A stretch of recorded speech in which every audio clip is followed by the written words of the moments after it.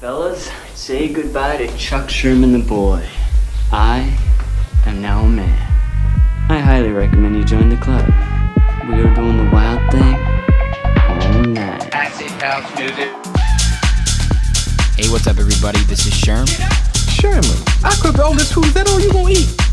General Sherman realized and understood the importance of house music. So, do you know anything about techno? No. Listen. Get it on. Yo, what's up, everybody? Welcome back to another brand new episode of Sherm in the Booth. I'm, of course, your host, Sherm. Today is Wednesday, October 21st, 2020. My God, the year is absolutely flying by. Merry Christmas, I might as well say at this point. But let's take a step back and appreciate this incredible guest we have on for episode 132. I am such a big fan of this guy, incredible producer, and he is going to be big, I'm confident of that. Episode 132 features my man, Skonka. Now, he is definitely someone you want to add to the Rolodex. This SoCal Stud is making waves in the scene, and I cannot wait to see what he does in the future. Actually, it had him on the radar for a little while now, but he's been coming up more recently, having people like DJ Susan on and Chris Diaz of Hood Politics Records. And it was so great to get this guy's full story as a musical artist. Now, I had to ask Skonka, where did this love of music come from? And no surprises, his family played a huge role in this. He actually had an older brother that was a DJ, and his family would play all different types of music that he's still influenced by today. Skonka draws tons of inspiration in his music today from various types of music that he actually has produced before. This guy used to make rap and hip-hop beats, he's made techno, and of course, house music. He's had a truly incredible musical journey as an artist so far, releasing on labels like Hood Politics, House of Hustle, Del Sol, and so many more. And I can tell you one thing's for certain, guys. He has made some bangers. You've got to go check out his music. It literally is jaw-dropping. And I'm not the only one who thinks his music is great. Not only do all these reputable labels love his stuff, but also some of the biggest DJs in the world. He's been supported by Golf Clap, Paco, Osuna, Walker and Royce, and Juliet Fox. And it's worth mentioning how much variety is in that list, guys. It's already hard enough to get supported by certain DJs within your own genre, but to be able to spread the list like that is very, very impressive. Now, Skonka has an interesting production process. We talked about drawing ideas from ideas. He's got this big boy sample from the song Kryptonite, you know, when it goes, I be on it, man, I be on it all day, in his track Jordan. And I asked him where the inspiration come from that. And it's something so simple. It's literally driving in the car with someone and you're like, you know what, that would be sick. I'm going to build up from there, and so on and so forth. So if you guys are interested in music production, specifically Skonka's process, make sure you listen in. Now, Skonka is someone who does this truly for the love of music. It's not his full-time job, but it is his full-time passion. I wanted to ask him about the state of the music industry and how he's been handling all these changes. He said he encourages people to try new things in the studio now that there's no pressure to make hit after hit after hit so that you can go on a tour. It was such a pleasure to have this incredible DJ producer on the show. If you guys haven't heard his music before, you've got to go check it out. Now's your chance to hear his full story. So enough of me talking, let's let the man tell it for himself. This is episode 132 with Skonka. All right, Andres, aka Skonka, I got a cold brew in my hand. Usually it's a beer, but I'm going to give you a cheers. I don't know if you have anything, man. All I got is my water. That works. Bottle of water. We'll take what we can, man. It's 10 a.m. out on the West Coast, and it's only midday here in Chicago, so I think everybody can give us an excuse, right? Yeah. Such a pleasure to have you on the show, man. I'm a huge fan, like I just said. Shout out Chris Diaz. Shout out DJ Susan. Your name has come up a few times on the show, and that's how I always know, like, I got to get people like you on. A little more, like, under the radar, but, dude, you are such a fucking sick producer, bro. I just want you to know that right away. Straight up, I re-listened to, like, pretty much every single one of your tracks today, and my girlfriend was here, and I had them on my headphones, and I kept just going, oh, jeez, fuck, dude. Like, what are you listening to? I was like, this guy is such a dope producer, so I just wanted to acknowledge you for that, man. I know you put it on. Thanks, man. Little bit goes a long way, so shout out to you. I appreciate it, man. Of course, bro. How's everything been going this year? In general, I mean, just been working on music, trying to stay healthy, work out, and pretty much work like my regular day job, and that's pretty much it. I haven't really done much. I haven't really gone out at all this year. There's nothing to do, bro. I have a day Yeah, job too. at work, and then it was so funny when you were like, I was like, what can we line up for time? And you're like, I really can't do it during the week. And I was like, all right, we got a hustler, we got a day job, or like, Yeah. And I've had a day job for like 5 years now, and it's like it's another type of grind, but it's important to have that sort of just like solidity that I've got the cash in, and anything else I use my time on is going to be basically just for music, right? Yeah, I mean, yeah, like I've heard a bunch of like other producers like throw around the idea of like that if you want to like kind of like make it in like music, that you should just quit your regular job and stuff like that. And it's like, for me, it's like I don't know, like I don't think that works for everybody, because it's like I kind of need money, you know. but yeah, like I don't know. So working the day job too is like, it helps out a lot. It helps out with my music too, because without my day job, honestly, I wouldn't be able to like afford all this gear I got. And like if I didn't have a job and my computer broke down, it's like I'd be fucked. Like I'd be totally screwed. Like, I wouldn't have anything to like make music with anymore. That's a really good look at it.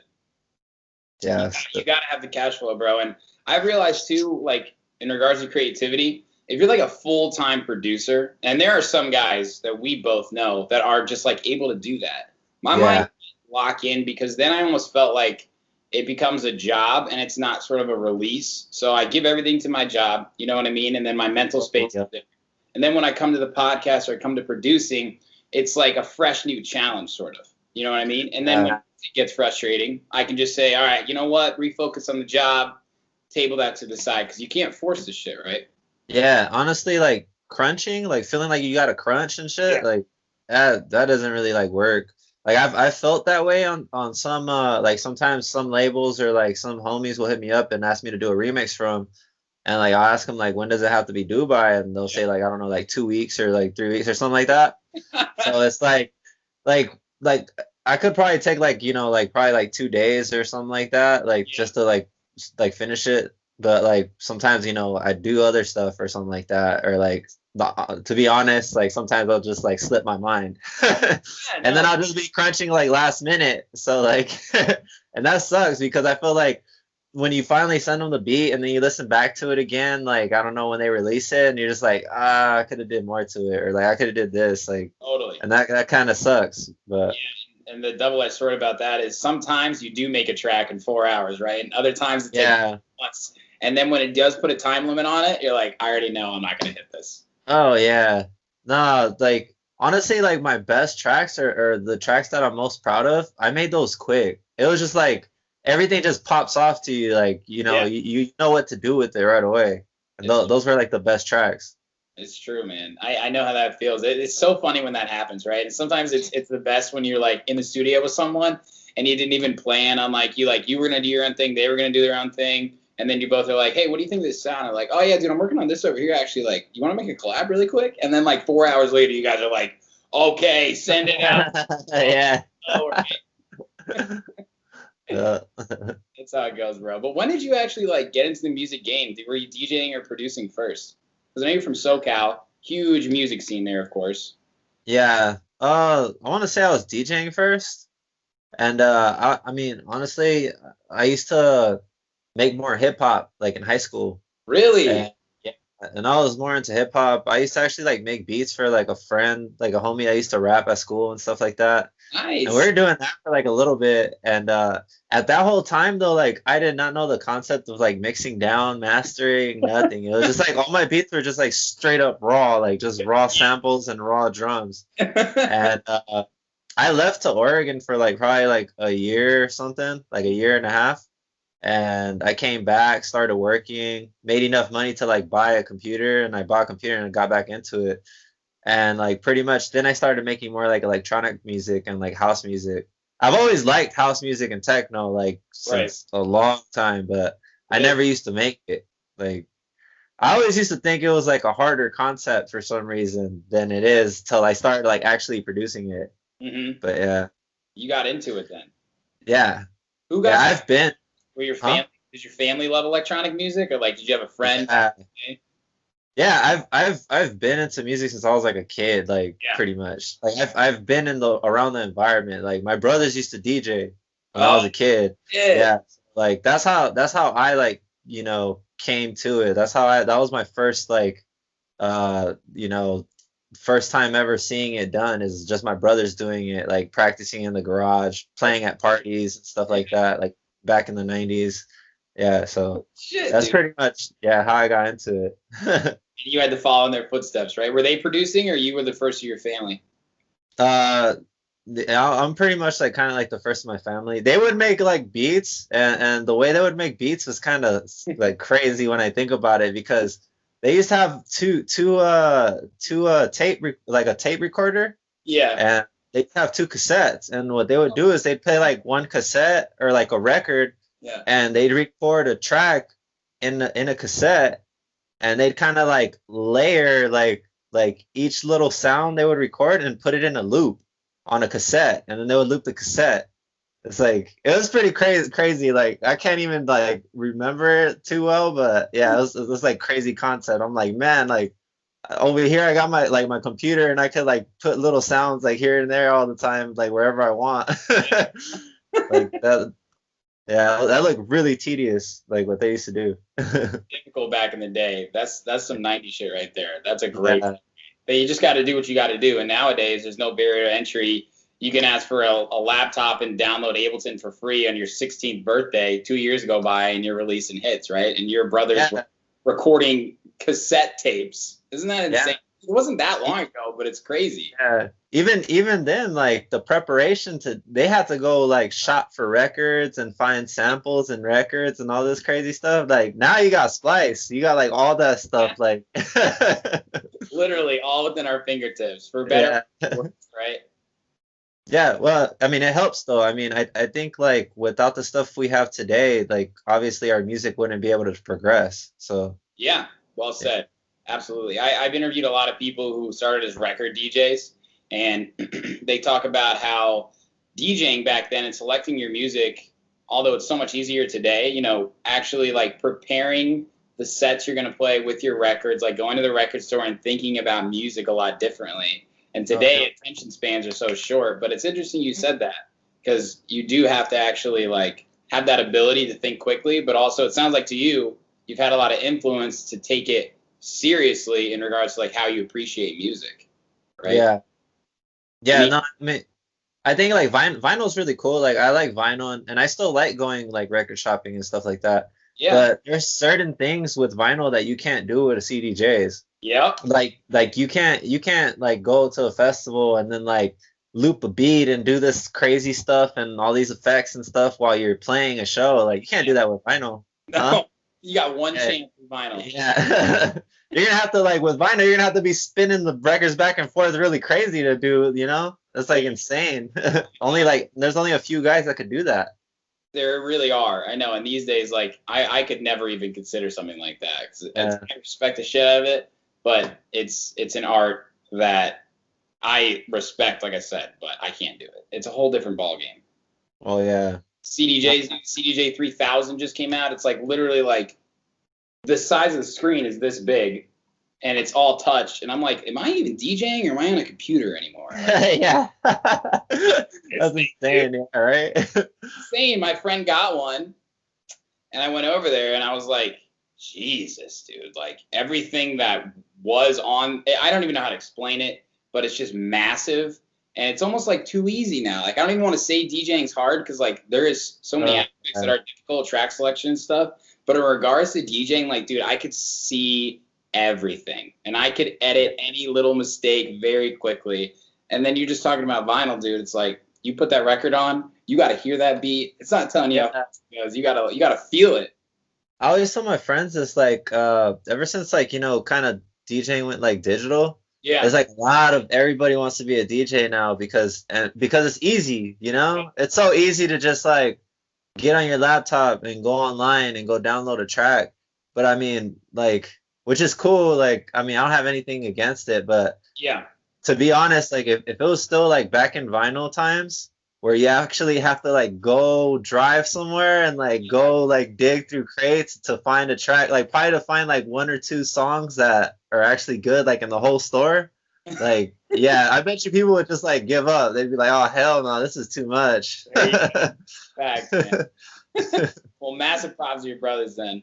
So Yeah. when did you actually, like, after you were making beats for your friend who was a rapper and you were DJing, you got a little more into it. Do you remember like the time period when you started to take producing and DJing more seriously? Like, I do eventually want to make a career out of this, or was it always for fun at that point? It was always for fun for me. I mean, it still is for fun. I don't ever want to like feel that like this is like my last option in life, or like that I have to just like I have to do it, because it's just like I don't know. I don't want to put pressure on myself like to make music, you know. And like I want to actually like make it just loving it. Like that's my whole thing. Yeah. It's all about longevity with that, bro. That's something that comes up a lot too. Is like people that are like, I got to be famous and rich now. Yeah, I don't have that mentality at all. They might go like this really quick, but they're gonna go like this even faster. Yeah. And like you that are just like, dude, I'm just loving it, man. I'm loving it more. I'm loving it more. I'm having a great time. And then next thing you know, it could be a year from now, it could be 5 years from now, it could be 10 years from now. You still fucking love it, and now you're one of the biggest guys in the world. And that's how it always goes, I swear. Like, we want to do this shit forever, right? Yeah. Of course, you want the longevity. Yeah, bro. Like, this is a marathon, not a sprint. And some people try and sprint the marathon. You can't sprint a marathon. That's why it's a marathon. Yeah, exactly. Those people fall over, dude. And we're just like, we're in our comfortable shoes, strolling, having a good time with our friends during this marathon. And it's so easy to weed out those people, but I respect that, bro. Like, you gotta. And it's good you said that too about having a day job. It gives you that level-headedness, because this is life, bro. Like, we gotta enjoy it. Yeah, exactly, right? I know some people are so serious and they're like, it's great to take all this stuff, you know, like, we got to do this, we got to do that, we got to do this, we got to do that. No, it's to me it's supposed to be about having fun. Like I honestly I can't really like I know a few people like this, but it really like bugs me when someone is like way too professional about this shit. Yeah. It's just like, come on, man, like this is supposed to be fun. Like otherwise, like if I wanted to be all professional about it, like I just do like a regular suit and tie job or something, you know? But yeah. I respect that. So the first release I could find from you was 2017, right? Were you releasing anything before that, maybe just on SoundCloud, or was 2017 the first year releases for you? 2017 was probably like my first releases. Anxiety EP? Yeah. Not too proud of that, but dude, I'm about to give you props, Andres. 1 sec, bro. Anxiety EP on Midnight Evolution, bro. It was like a deep tech sound, right? And that was like the first thing you released. And now, like, I've been listening to you recently, and to go back, one thing I think is so cool, a producer of your style, is there are foundations that you've laid, that you've tried, let go, brought back. And I heard it in a lot of different tracks here. But listening to the Anxiety EP, like, whether you know it or not, dude, I heard a little bit of Skonka in there. And I thought it was dope, seriously. And then followed up with Vice City, which was almost a little night bassy, dude. Like, you had these, like, long grooves in there, but some wubs. And it even had some acid tones that have elements from Anxiety EP. Where were you at, like, with production in 2017, confidence-wise, trying new things, finding your sound? Where were you at mentally? The funny thing is, like, anytime I make a beat I like I'm always confident. And it's probably like three years later or something like that when I actually like learned a bit more about producing, because this thing you never stop learning. Like, you always learn something new with producing. Yeah. And like I'm constantly watching like tutorials and like watching like people make beats and watching people like, you know, even do sound design on like analog synthesizers and stuff like that. Yeah. Like that's why I said, like, now I'm not too proud of that EP, because I listened back to it and I'm like, oh man, like, yeah, what the hell? Why did I even release this? It's the beginning of your story. I know how you feel. It's always different when you put it out too, right? It's like you see the mix, you listen to it on your speakers, and all of a sudden it's out on Spotify, and you're like, is that the same song? Yeah. That's a producer's ear, man. That's cool though, dude. I mean, listen.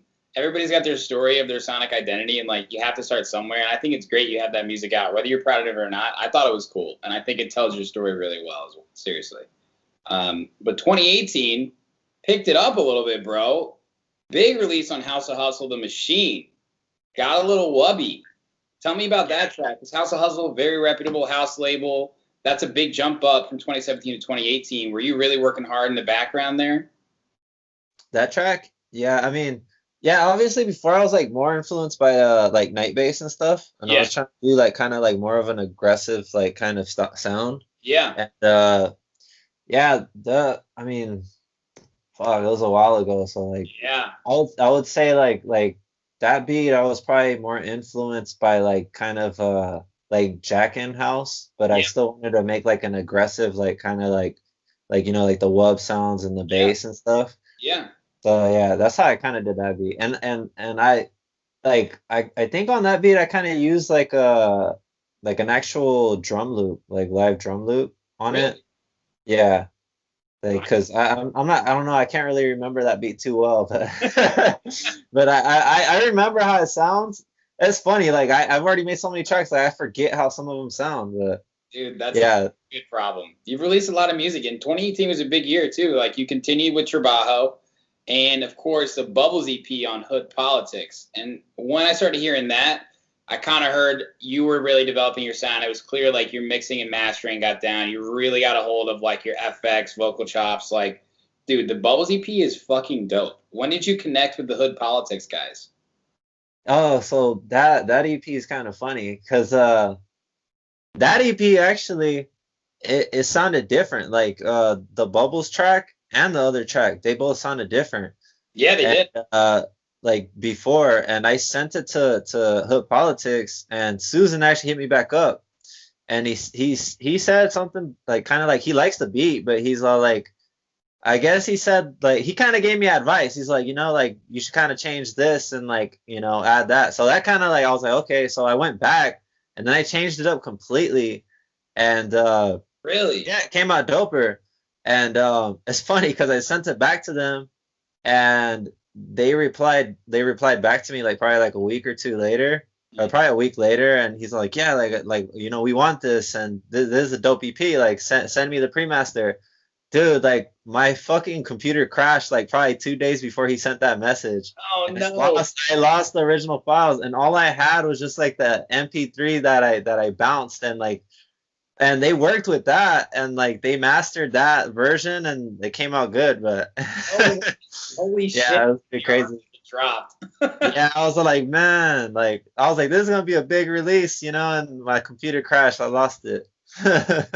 That sucks. Great story though. I couldn't tell at all. Their mix and master guy did a great job on it. Yeah, I'm just glad like Susan was cool enough to actually accept it like that. Most labels would have just been like, no, like I'm sorry, but we need the actual pre-master.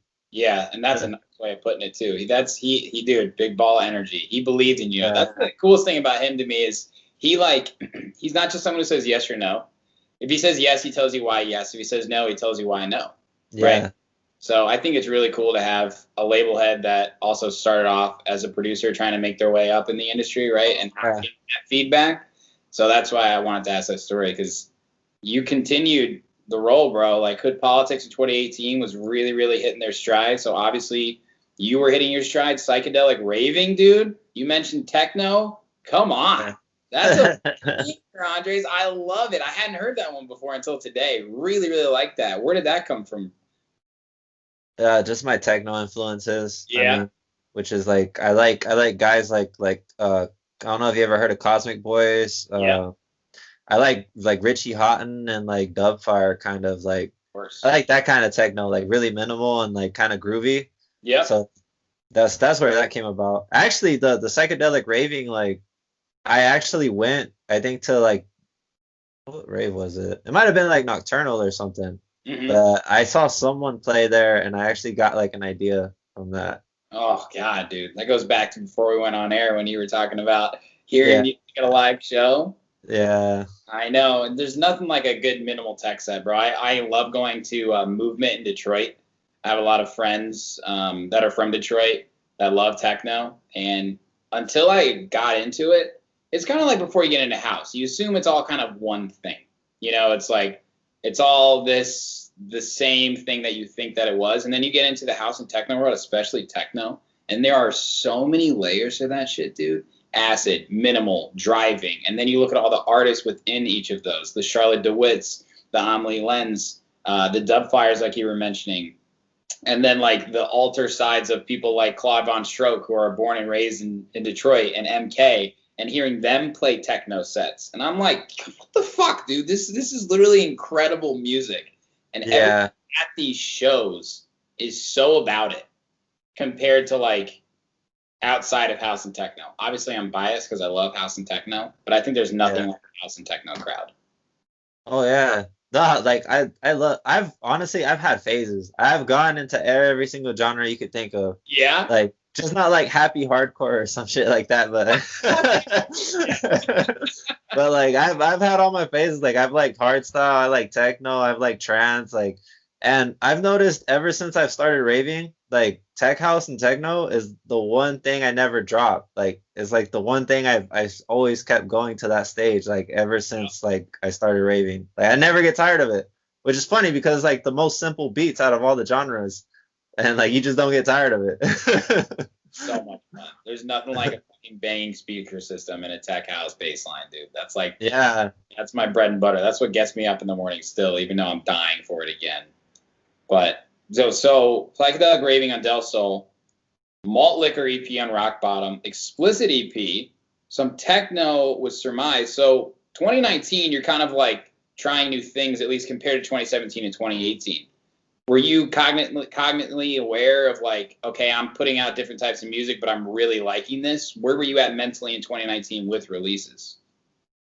I was just on a whole techno tip pretty much. Yeah. Like I just cause it's like I'll start working on certain types of music, and if I'm flowing with it and you know, like anytime I like come up to my computer like and I feel like making techno, I just make techno. Or like if I feel like making tech house, like lately it's just been a lot of tech house and like house music. Mm-hmm. And like sometimes I've been making like more deeper, like kind of deeper tech stuff, but yeah, like I just go with the flow pretty much. And sometimes I think of it like getting it out of your system, right? Like if you're like, all right, well, I'm releasing this type of music and I guess my sound is tech house, but I can't release techno because it's off brand. I say fuck that shit, dude. Release whatever you want to make that sounds good to you, right? Yeah, pretty much. I mean, I've actually come up with an alter ego. Yeah. Because I kind of like I was asked to do a remix for like some friends from a label called Low Freaks. Mm-hmm. And like their sound is more like night bassy, kind of like bass house, like aggressive and stuff like that. So yeah, I made a beat with their like with doing a remix for them, and I was like, man, I gotta make an alter ego for this because this is just too like way too off from like regular Skonka.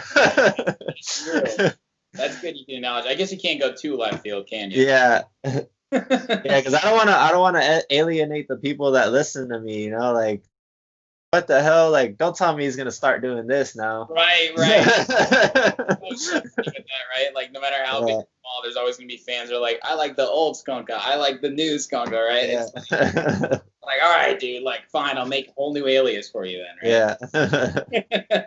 But you finish up the year strong, man, with another EP on House of Hustle, the Journey EP, and Hood Politics.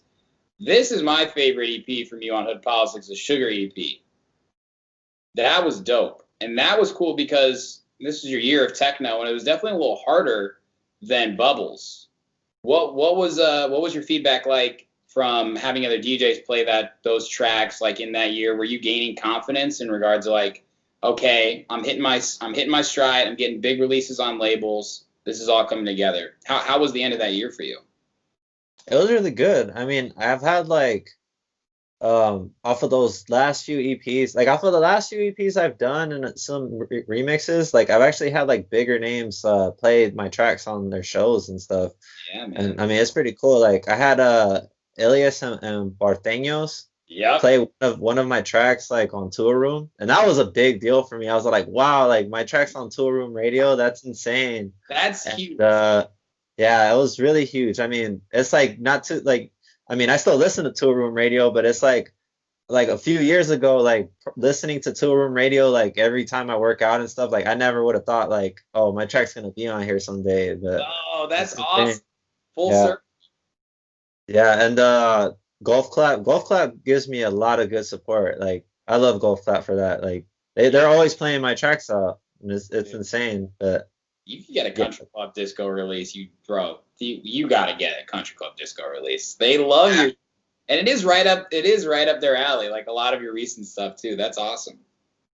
Yeah, I mean, honestly, like lately, this year, I've just been like hoarding tracks. Oh yeah. Like this year, that's been my thing. I'm just hoarding tracks, and like next year, I'll start sending them out. But I'm just hoarding tracks right now for the most part. I love it, man. It's been a big year for you, all things considered, right? Like it's been a tough year to release music, especially as a dance music producer. Since March, we haven't had shows, but you still have released great music, and I want to seriously acknowledge you for that because there are a lot of producers that are not releasing music that are trying to just like figure out a way through this. And you literally, in my opinion, and I want to hear you explain it for yourself, I'm looking at you like, dude, I'm just going to release this music. It's good music. Let's just keep moving. Right? Yeah. Yeah. I mean, I pretty much already had a lot of tracks lined up for this year, okay. And some weren't, but yeah, like the last Hood Politics release with the last one I did, that one was kind of like already lined up. And I mean, anytime I like releasing with them. Anytime I like they want to sign one of my tracks, I just feel like it's gonna be a good release because it's like they know what's good, you know. Well said. So, that was so you had Space Girl EP, Slightly Sizzled. That one does really, really well. And that one, your Space Girl, you remix your own track, right? Space Girl? No, that was a remix for Sam Burns. That's one of the friends. Yeah, that was his EP. That was his EP. Yeah. That's what I meant, dude. That track, I think, is that one of your best charting ones? Yeah, it is actually. Yeah, it's the best one. And that is like a fucking British tech house track, dude. Like dropping that under. I loved it, dude. Really good work. Yeah, I mean it's insane. And then, like how I was saying earlier, that beat, literally when I did that remix, I probably finished it like in 2 hours. it was like it's crazy, and that was like my top charting one. Oh my gosh, yeah, I love it, man. I mean, you never know when it's gonna hit or when a track's gonna do well, but the people decide it, and it's really good. I love it. But tell me more about the Salsa EP,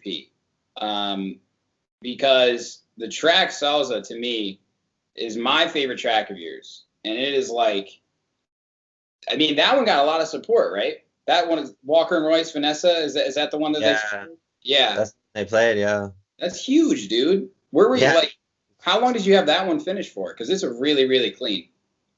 That one, I want to say like, I actually might have finished that one last year, where it got released. It was like sometime in like October or something. Wow, you waited. Rock Bottom or the guys there, they had a long like lineup, you know. They already had their schedule. So I was like, I mean, I don't mind waiting, like as long as I know it's gonna get released. But yeah, of course. Yeah. Yeah, I mean, yeah, that I love that EP too. Salsa. Great. I honestly didn't know what to call that beat, and I was drinking salsa, so I called it salsa. Yeah. That's amazing, dude. Yeah, I was drinking at the time when I was making it, so I was like, I'm gonna just call it salsa. Let's look around the room. That works. I wanted the Jordan EP though, because of the night sample in there. I'm a huge Big Boy fan. I loved that, bro. How did you incorporate that in there? Did you like have the track ready, or did you say I want to use this sample? What was your thought process with that track? I was just writing, like I was with my brother and I forgot where we're going, and like I have not heard that song in a long time. Yeah.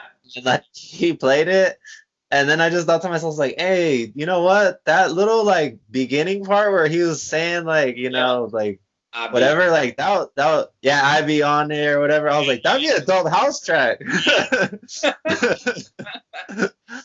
And I mean, it worked. How did you get that sample cleared? Or did you just drop it and like it's just, since it's only a little bit, was it okay? Or how did that process work? Hey man, I don't know anything about like sample clearing or anything, to tell you the truth. It's just the label wanted to drop it and they did it. So I was like, okay, like I kind of thought that too. Like I was like, man, like this is straight up just Big Boy's voice. Like I don't know if like anybody would want it, but hey, they wanted it, so I love it.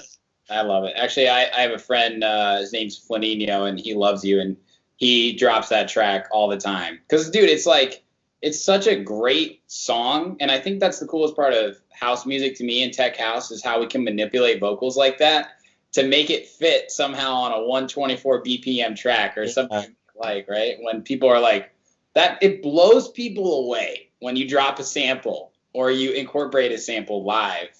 That they're like, whoa, are you kidding me? Like, it makes them, dude, it's so much harder. Like, these little things that you can do make such a big difference.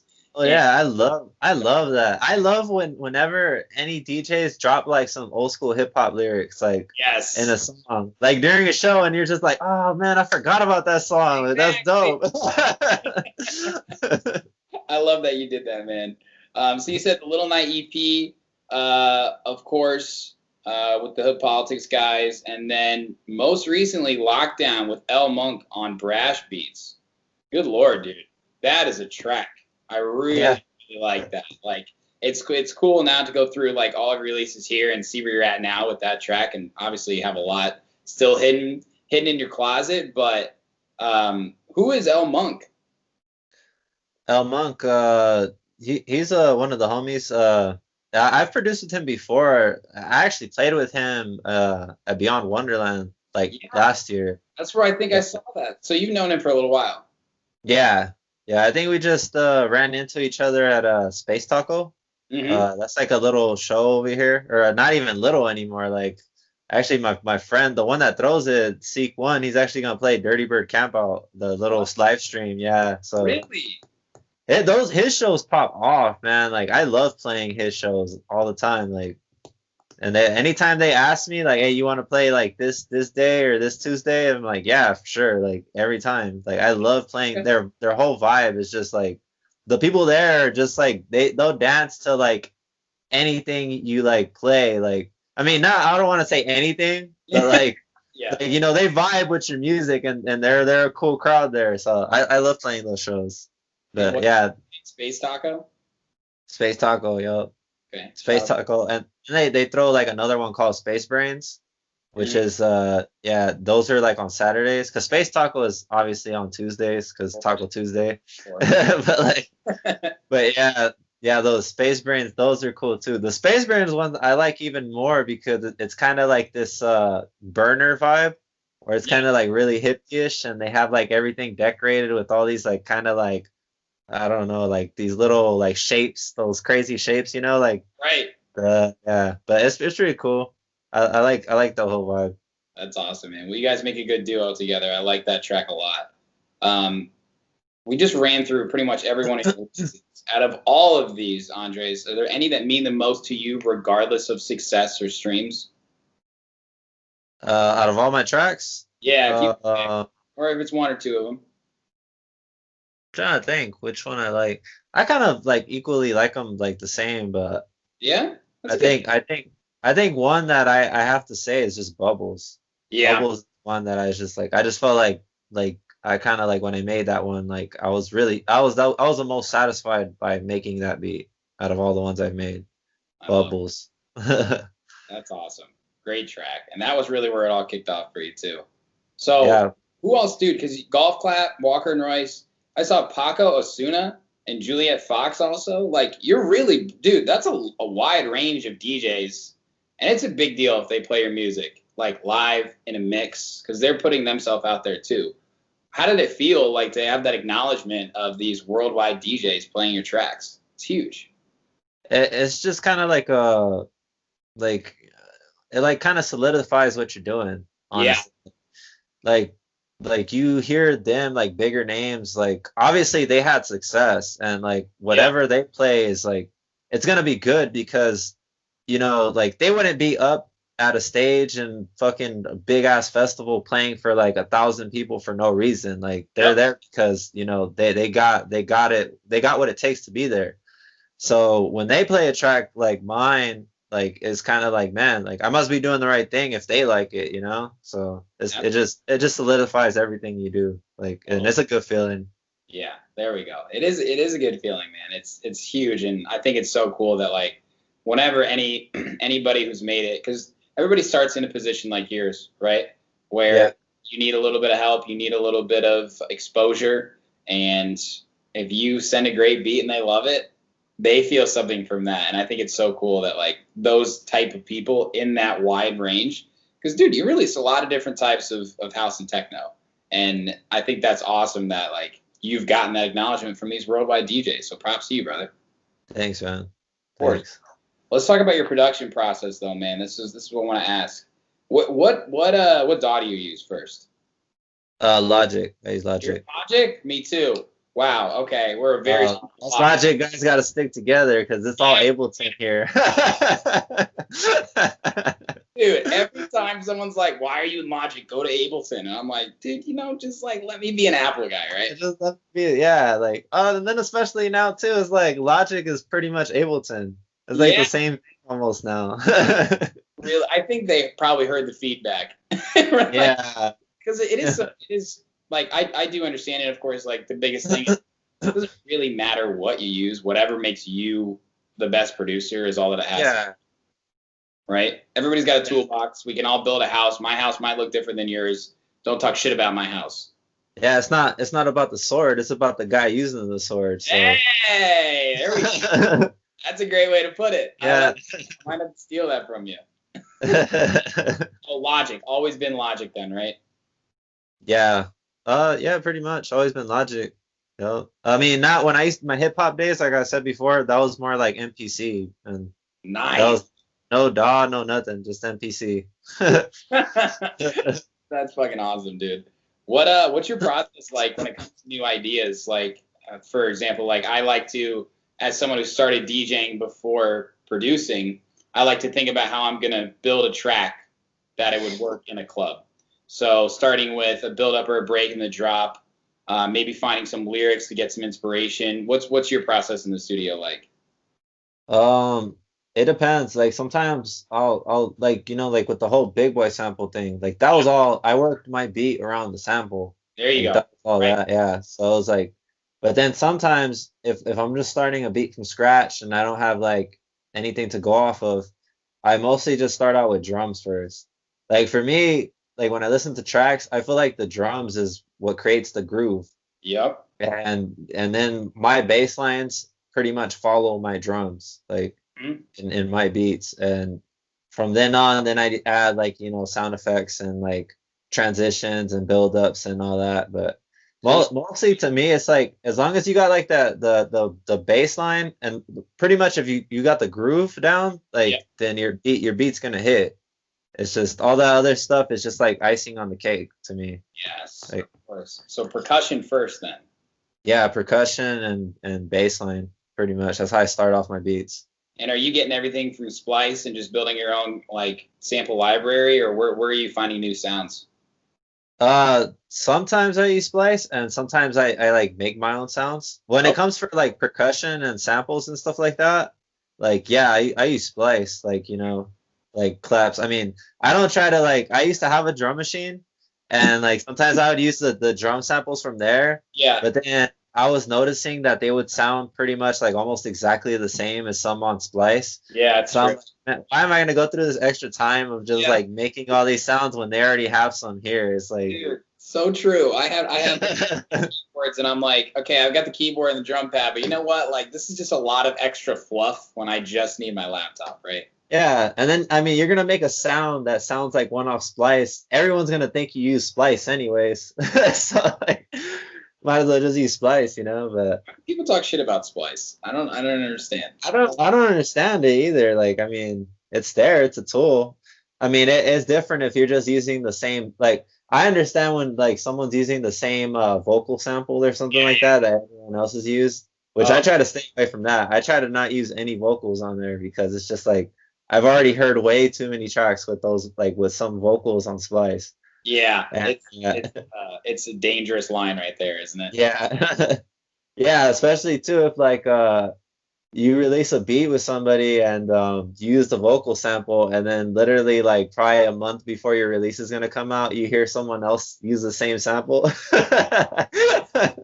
Yeah. That sucks.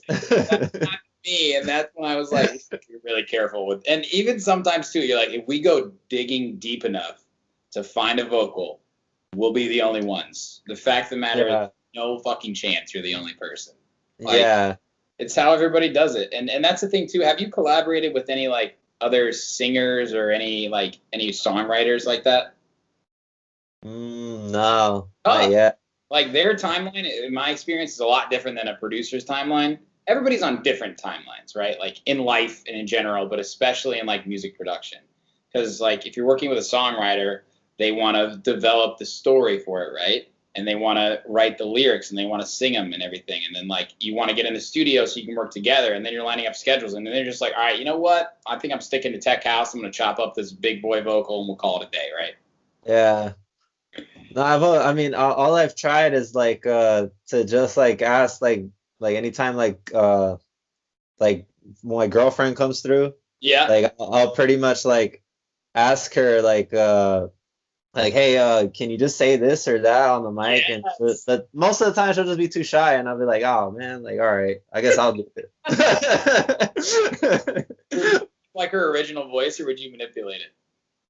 I would probably like manipulate it, but I mean, to me, it's like sometimes some vocals, like it's like you can't really mess it up. You just got to say it, like, you know. Oh man, dude, you got to get her to do it, because a girl vocal over a nice house beat is so catchy, even if it's just like a 4-bar vocal loop. Yeah. I don't know why, like girl vocals like always hit. I don't know why. Every time, guys. Girls run the world, bro. It's just a fact. Yeah.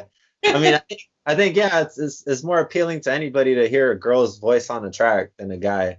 You know, because most of the time when you hear a guy's voice on the track, it's gonna get deep toned and shit, and it's gonna be like time, right, bro? And there are some really cool tracks, like Todd Terry, of course, is like a pioneer of like the spoken word house music, which is really cool. It's like there was soul, there were acid, there was techno, there was disco, like that shit's dope, right? But that's like if I'm taking like a 70 or 80 sample. These days, when people do it, they just literally dub the vocal, and you're like, fuck, it's cool. I've heard this a million times, though, right? Yeah, it's just always deep voice. I know. How do you, on that note, Andres, like knowing that although house music is simple to the untrained ear and to the trained ear, how do you be unique in a genre that doesn't take a lot to be good? You know what I mean?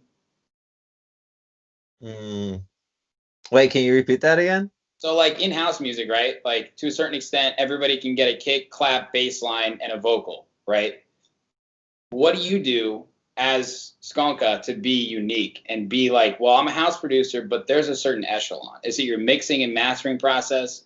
Is it your unique ability to find sampled vocals and chop those up? Is it your percussion? Like, what do you think makes you special compared to the rest, or unique? It's kind of hard, because like when I make music, is I'm influenced by someone else, but it's not like I reference anything, right? Because like, I don't like to do that, because I feel like whenever I reference a track, I'll start sounding like that person. Yep. So pretty much almost be copying their idea. So like I don't like. Some people told me like my beats kind of like they could pick it apart, like they could tell that that's me, like, because I've had a few friends say that. They'd be like, oh yeah, like I hear your drums, or like I hear your bass line. I think most people say that my bass line is what kind of gives it away that it's me. And I mean, I don't know, like it's kind of like I can't really tell you like how I sound unique. I kind of feel like that's left up to like everybody else, because like I can't really explain. I'm just doing my tracks. Like when I make music, I just make them how I want them to sound. That's it. Dude, it's like it's a tough question to answer, and I think you did answer it right. And it's just like it's you that's putting it together.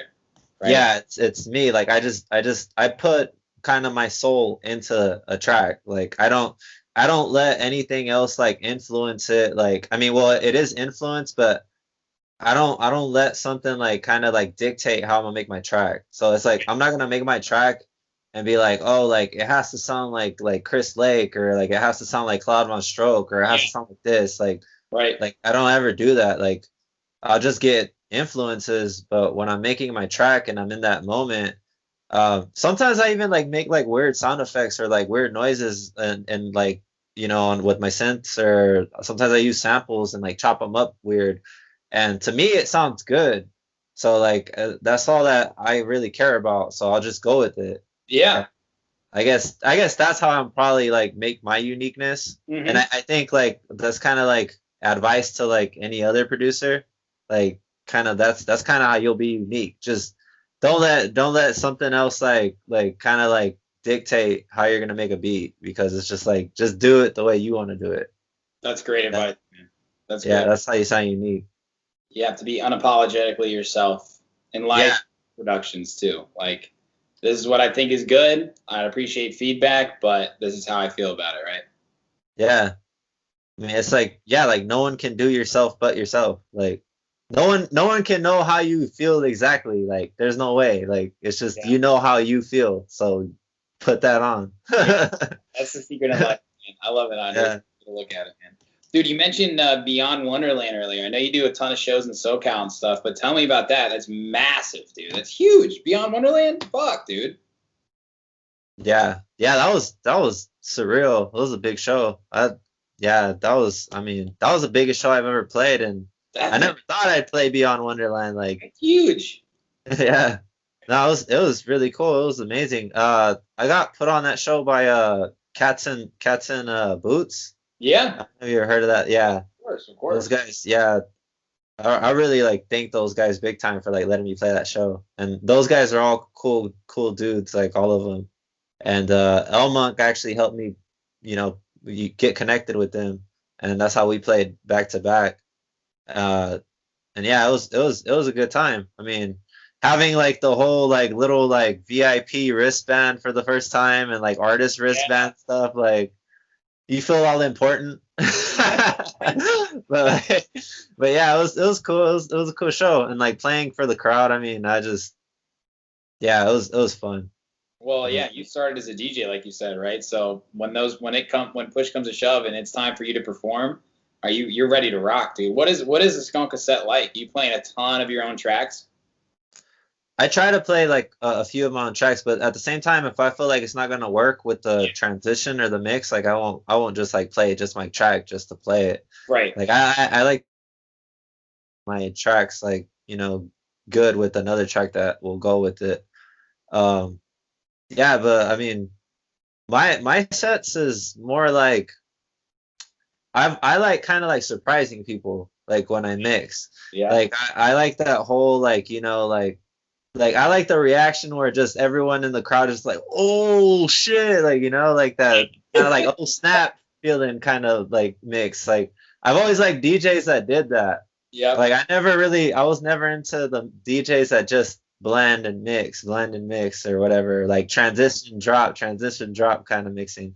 Like I've always been into like just surprising the audience. Like that's how my sets go. Challenge yourself a little bit. Yeah. I mean, cause like I said, I'm from like a hip hop background, so like the whole like the way of hip hop DJing is more like you're surprising the audience. Like you want everyone to just have that like awe feeling, like that oh snaps, like every time you drop a new transition. Yeah. And like that's kind of how I like to transition. Yes, I love that, man. Dude, you make me want to see a Skonka set right now, bro. I need to hear a fucking fresh set, bro. It's been tough. It's been a crazy year, right? Like no shows. I mean, yeah, no shows, no parties, no nothing. No nothing. Well, how's it's it just me? Huh? Go ahead. I was like, it's just me partying in my bedroom, just drinking Trulies. Table with my friends and drink, and like I listen to music in the center on a little Bose speaker, and I'm like, you know what? I love you guys, but fuck, I'm starting to go crazy a little bit. Yeah. Starting to feel depressed and sad. You're like, man, I wish I was somewhere. Oh, and you mentioned your perception of Chicago is cold. Well, it's coming soon, and it's going to be cold between November and April, even into May, dude. And the best part about Chicago is you're like, all right, like the Chicago summer, there's so many festivals that come through here, so many big DJs and parties, and you're like, I'm going to hibernate this winter. I'm a little worn out. But Chicago brings the biggest and best when it's cold out. So when it is cold, you're like, you know what? We're going to go stand outside in 10 degrees and wait 45 minutes to get into the Green Velvet show because fuck it. Chicago, that's what we do, right? But we're not going to have that this year. So I'm like, wow. It's kind of hitting me with a dose of reality. You know? Yeah, it really sucks. I know. Yeah, warehouse parties and techno parties are the best during winter. Yeah. Yeah. Everyone's like made this unwritten contract that they've signed together. It's like, hey, like we're gonna do this all together, right? Yeah. That's the best part about it. Have you been feeling? You mentioned like I don't know, an obstacle right now is not having the chance to go be inspired at shows. Are you feeling creatively different or up against a wall in the studio, knowing that you don't know when your tracks can be played live? No, I'm actually taking this time to like kind of experiment. Yeah. Because since I know like I said, like I've just been hoarding music because like I know if I release any more tracks this year, yeah, more than likely no one's gonna really support it or play it because it's like no one's playing anywhere. Right. So like and I'm sure like downloading right now is like, I mean, it's probably still going on, but I don't think like it is like before, like probably last year when there's able to be parties and stuff. Because I mean, me myself, like anytime I go play a show, I download music like the day before. Yep. So it's like if I'm gonna go play Friday or if I'm gonna go play Saturday, like I'm just in my computer just downloading all kinds of new music like the day before, and I'm sure like a lot of other DJs do that too. And pretty much with this whole like quarantine stuff, like I don't think anyone's really doing that. So it's like you won't really see like numbers on your tracks like before. So this year I've just been like hoarding music, and lately I've actually just been experimenting with like kind of new styles of tech house. And I've kind of been trying to like get more on the darker side of tech house. Yeah. But I mean it's kind of sounding weird, but yeah, I'm experimenting. Hopefully something good comes about it, or I create a whole new style, or who knows. But that's great. That's actually been one of the common things is in the beginning I did feel like a little uncreative actually, because there's nothing more exciting like when we talked about in the beginning, making that track, get to go test it out at a show that weekend, and get the crowd's reaction. And now I'm just like, well, I don't really want to know if I want to make those types of tracks. Like, should I try something new? And a lot of people are getting creative, and I think it's going to be a really good thing for the music industry because there are a lot of people who are in it not for the right reasons, like we talked about too. Like, there are people like you who are literally like, yeah, it's cool, I'm still going to make music, but now that I don't have the pressure to make a certain type of music so I get releases so I can get shows, I'm going to try this. And maybe it'll be something better in the end for you, for your fans, for everybody, right? Yeah, like I mean, I'm even making hip hop tracks again, like just to mess around sometimes.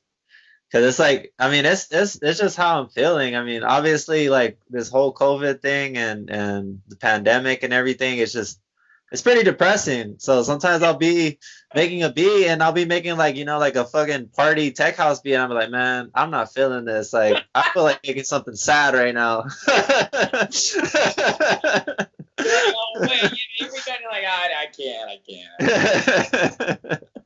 Dude, I know exactly what you mean. And that's kind of what I meant by the question. It's just like, there's a certain type of music that right now is on pause. And it is like that party tech and house. And like, people are still releasing it. And I love it. And I think that, but not at the vicious speed like the industry was moving. And dude, I'm right there with you, bro. Like before a house show or before a big show, I'm researching music. I'm asking my friends for the music. I want to play at a show, mixes, whatever it might be. I mean, that's been on the complete back burner. I haven't, like, I look at Beatport. I don't know how much I've actually downloaded from Beatport. It's like last year I probably downloaded like 1,000 songs, and this year I probably only downloaded like 10.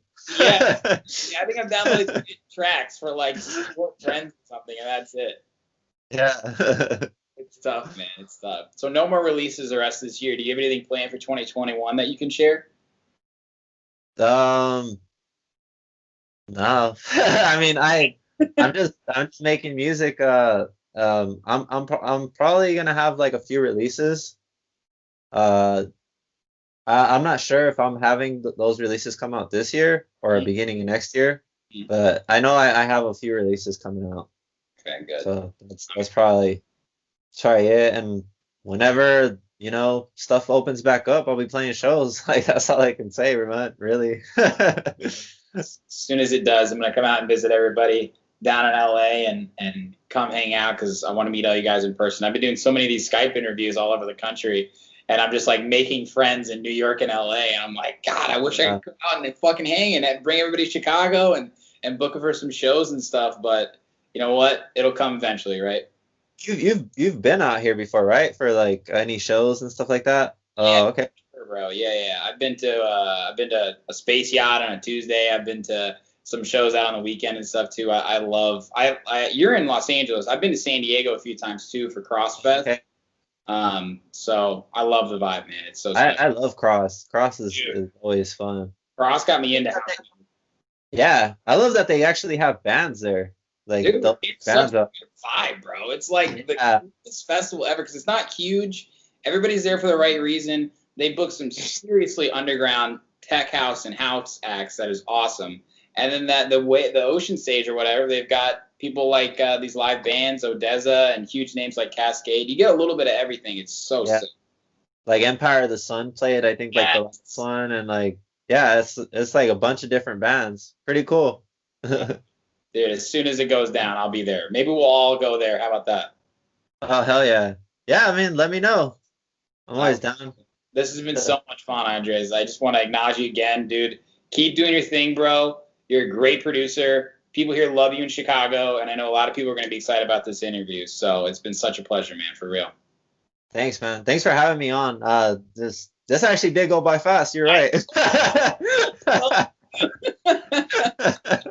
That's how it goes, man. We're just pretending like we ended up sitting next to each other on our plane ride, right? Yeah, right. All right, brother. Well, I'll talk to you soon, and I'm excited for everybody to hear this episode.